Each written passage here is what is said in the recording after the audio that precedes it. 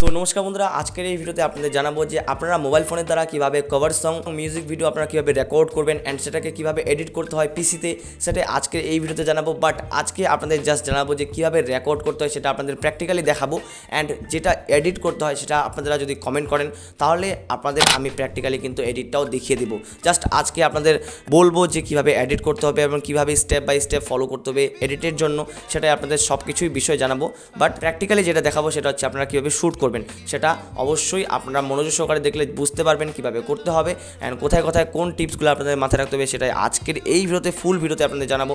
তো চলুন ভিডিওটি শুরু করা যাক। Let's start. তো বন্ধুরা, ফার্স্ট অফ অল আপনাদের আমি এক্সাম্পল স্বরূপ বোঝানোর জন্য সিম্পলি আমার যেটা ছাদে আছে, আমার ছাদে আমি চলে যাব।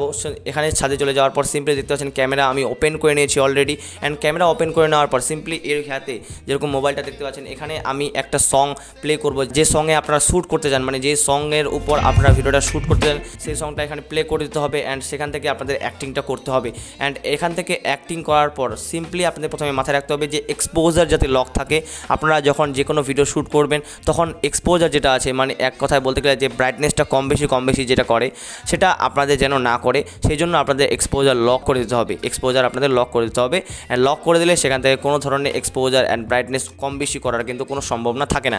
অ্যান্ড এরপর কী করতে হবে, এরপর জাস্ট আপনাদের মোবাইল ফোনে যে সংটা আছে সেই সংটা আপনাদের প্লে করে দিতে হবে, অ্যান্ড ফুল সাউন্ড দিয়ে এটা আপনাদের ফোনটা আপনাদের নিচে রেখে দিতে হবে, যেমনটা দেখতে পাচ্ছেন আমি নিচে রেখে দিয়েছি। অ্যান্ড আপনাদের অ্যাক্টিং করতে হবে, নানা ধরনের ডিফারেন্ট অ্যাঙ্গেলে আপনাদের অ্যাক্টিং করতে হবে।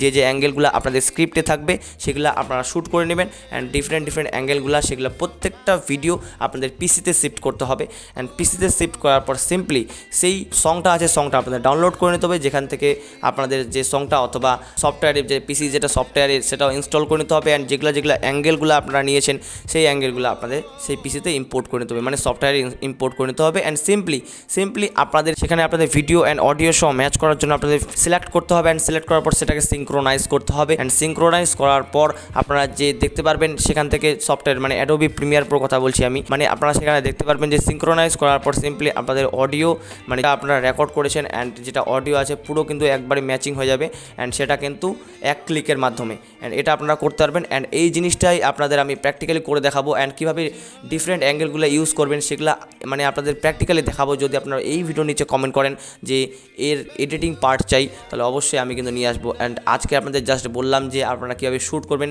এই যেটা প্র্যাকটিক্যালি আপনাদের যেমনটা বোঝালাম আপনারা বুঝতে পারলেন এক্সপোজার লক করতে হবে। তো সব কিছুই বিষয়ে কিন্তু আমি আলোচনা করলাম, অ্যান্ড যদি আপনারা চান যে এডিটিং পার্টও চাই তাহলে অবশ্যই আপনারা নিচে কমেন্ট বক্সে কমেন্ট করুন। সো আজকের মতোটুকুই, দেখা হচ্ছে পরের ভিডিওতে, অ্যান্ড আশা করি আজকের এই ভিডিওতে আপনাদের ভালো লেগেছে। চলুন আপনারা ভিডিও এডিটিং করুন, আপনারা সুস্থ থাকুন, ভালো থাকুন, টেক কেয়ার অ্যান্ড বাই।